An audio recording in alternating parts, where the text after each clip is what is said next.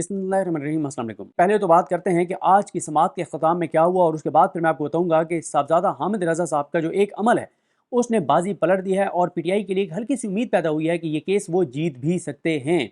और पीटीआई की जीत सिर्फ ये नहीं है कि पीटीआई को मखसूस नशिस्तें मिल जाएँ, बल्कि पीटीआई की जीत ये भी होगी कि पीटीआई को ना मिलें तो हुकूमत को भी ना मिलें, चोरों डाकुओं और लुटेरों को भी ना मिलें। मैंडेट चोरों को, मैंडेट डाकुओं को, लुटेरों को, जिनके ऊपर करप्शन केसेस है, जिन्होंने इस मुल्क को इस नहाई तक पहुँचाया है, और जिनको इस मुल्क पर कब्जा जिनको दिया गया इस मुल्क का, जिनको इस मुल्क पर मुसल्लत किया गया है, उनको भी कम से कम ना मिले। क्योंकि अभी उनके पास उनको सादा अक्सरियत दी गई है फॉर्म 47 की, तो उन्होंने मुल्क के साथ जो तबाही और बर्बादी फेरी है, पता नहीं अगले 50 साल भी मुल्क वापस नहीं आ सकता। और अगर इनको मखसूस नशस्तें भी दे दी गई और इन्होंने काजी फायज साहब को एक्सटेंशन दे दी और आईनी तरमीम कर दी, तो अभी तो मुल्क 50 साल ये पीछे लेके गए हैं, फिर तो ये 100 साल पीछे ले जाएंगे इस खित्ते को, इस मुल्क को। और अल्लाह ताला माफ़ करे, पता नहीं पाकिस्तान और पाकिस्तान की आने वाली नस्लें फिर इस चीज़ की कीमत क्या चुकाएंगी।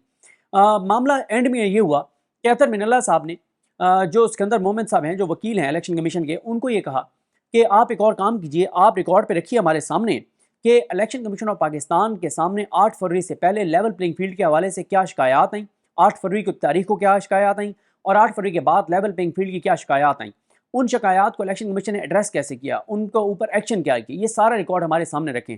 हम हमेशा ये देखते हैं कि बेंच में बैठा हुआ जब भी कोई जज इस तरह से बात कहता है तो वो रिटर्न ना भी हो तो उसको कंप्लाई करना पड़ता है। सामने जो खड़ा हुआ वकील हो, चाहे जितना फने खान हो, जितने बड़े इदारे का मर्जी वकील हो, जितना बड़े मर्जी ताकतवर इदारा हो, उसको फिर एक जज के ऑर्डर को वर्बल भी क्यों ना हो, उसको उसकी कंप्लाइंस करनी पड़ती है, उस पर अमल करना पड़ता है।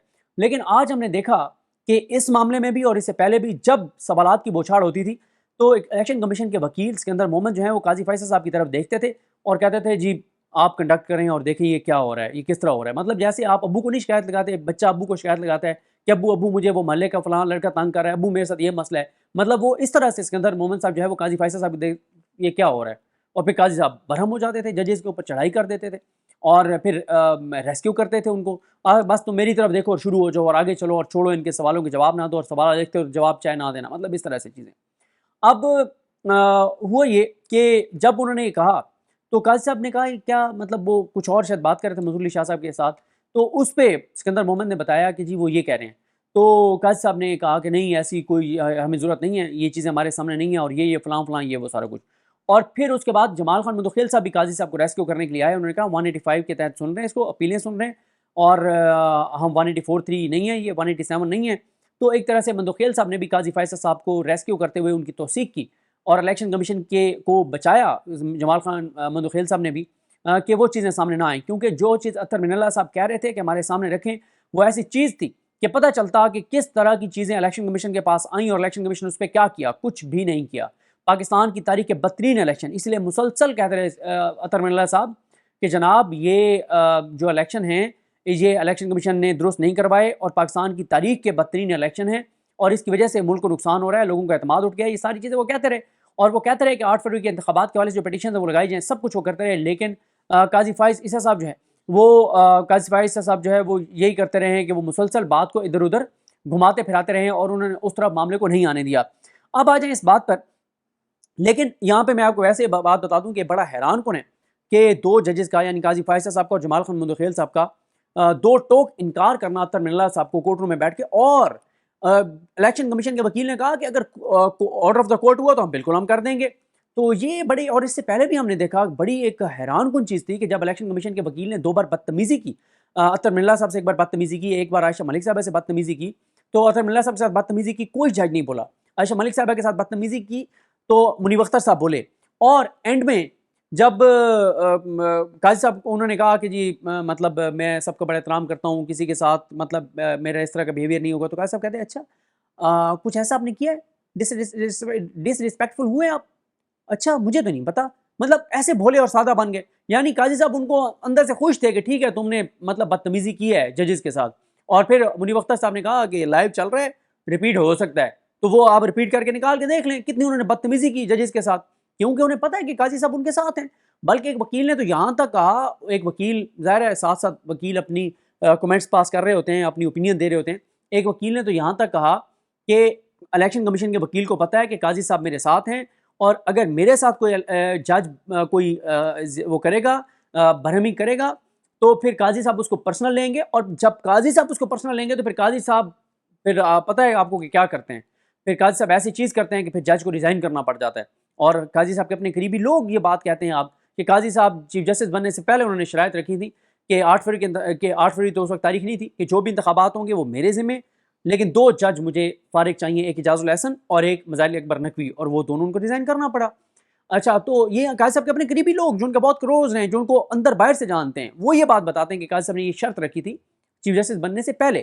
تو خیر آج ایک اور چیز ہوئی, وہ یہ ہوئی کہ آج شروع میں ہی جب کل یہ پوچھا گیا تھا کہ صاحبزادہ حامد رضا صاحب جو ہیں, جو انہوں نے الیکشن جب لڑا تھا ابھی 8 فروری کا, تو انہوں نے اپنے کاغذات نامزدگی میں کیا لکھا تھا, تو اس پہ آج صبح جیسے ہی بتایا فیصل صدیقی صاحب نے کہ انہوں نے سنی اتحاد کونسل لکھا تھا, تو فوراً عائشہ ملک صاحبہ اور اطہر من اللہ صاحب وہ تو سوالات انہوں نے کیے, انہوں نے کہا پھر تو بات ہی ختم ہو گئی کہ یہ تو پھر سنی اتحاد کونسل سے انہوں نے الیکشن لڑا ہے, تو سنی اتحاد کونسل نے پھر ایک سیٹ جو سیکیور کی ہے, یہ بات تو غلط ہے کہ انہوں نے سیٹ سیکیور نہیں کی.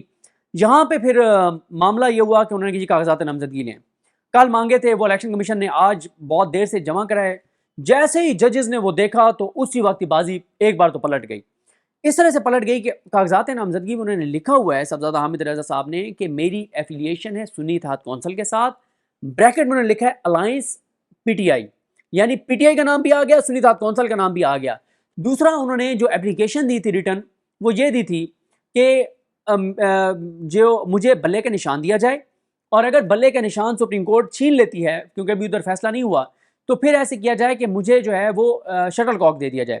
اب یہاں پہ الیکشن کمیشن نے یہ پوائنٹ رکھا کہ دیکھیں صاحبزادہ حامد رضا ایک طرف تو اپنے کاغذات نامزدگی میں ایفیلیشن لکھ رہے ہیں سنی اتحاد کونسل کہ میں سنی اتحاد کونسل کی طرف سے الیکشن لڑ رہا ہوں, دوسری طرف سے وہی صاحبزادہ حامد رضا جو ہے وہ شٹل کاک مانگ رہے ہیں, وہ بلہ مانگ رہے ہیں. اس پہ پھر منیب اختر صاحب نے کہا دیکھیں پہلی بات تو یہ ہے کہ انہوں نے بلے کا اس لیے کہا تھا کہ اگر پی ٹی آئی ہوتی تو بلہ پی ٹی آئی کو مل جاتا سپریم کورٹ سے, تو پھر وہ پی ٹی آئی پہ لڑتے, پھر تو بات ہی ختم, وہ کنٹروورسی ہونی نہیں تھی. اب جب کنٹروورسی ہوئی ہے اور انہوں نے لکھا ہے کہ میں سنی اتحاد کونسل کی طرف سے الیکشن لڑ رہا ہوں, تو الیکشن کا ایکٹ جو ہے اس کو انہوں نے قانون کا حوالہ دیتے ہوئے منیب اختر صاحب نے کہا کہ الیکشن کمیشن کی رسپانسبلٹی تھی, یہ ذمہ داری تھی الیکشن کمیشن کی, کہ الیکشن کمیشن انہوں نے کہتا کہ جناب آپ سنی اتحاد کونسل کی طرف سے الیکشن لڑ رہے ہیں, لہٰذا آپ کو صرف گھوڑے کا نشان ملے گا جو سنی اتحاد کونسل کا نشان ہے, آپ کو جو ہے وہ شٹل کاک یا کوئی اور نشان نہیں مل سکتا. اور پھر الیکشن کمیشن نے ہمیں درخواست نہیں دی تھی, انہوں نے کہا نہیں, باقی جہاں چیزوں پہ آپ کے پاس درخواست آئی ہے نہیں آئی, یعنی انہوں نے الفاظ نہیں کہے لیکن پورے پاکستان کو پتہ ہے کہ انہوں نے تباہی اور بربادی پھیر دی اس ملک کی. الیکشن کمیشن نے جس طرح انتخابات کروائے ہیں, تو یہاں پہ آپ کو کیا تکلیف تھی, یہاں پہ بھی آپ اپنے اختیارات استعمال کرتے, آپ کہتے کہ آپ کو شٹل کاک نہیں مل سکتا, آپ کو گھوڑا ہی ملے گا کیونکہ آپ سنی اتحاد کونسل کی طرف سے ہیں.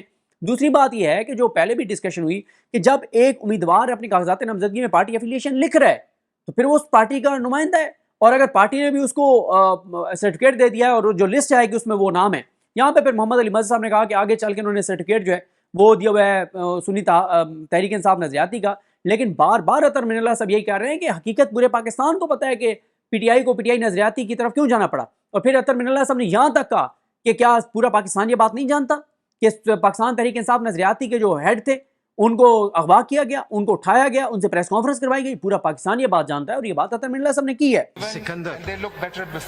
سکندر اگر ایک کام اور کر, Of course, sir. Because we can't stay in a bubble.